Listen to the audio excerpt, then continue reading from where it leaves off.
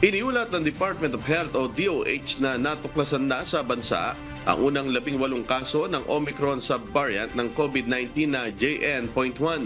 Ayon sa kagawaran, ang naturang mga kaso ay nakarecover na at nadetect sa pamamagitan ng genomic sequencing.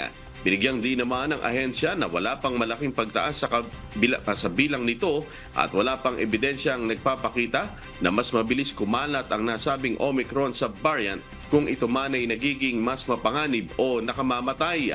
Natuklasan ng mga eksperto ang 18 kaso sa pamamagitan ng mga sample na kinuha mula November 16 hanggang December 3. Sinabi ng DOH na itinuring na isang variant of interest ng World Health Organization o WHO ang JN.1 dahil kailangang itong masusing obserbahan at pag-aralan ng mga mananaliksik sa buong mundo.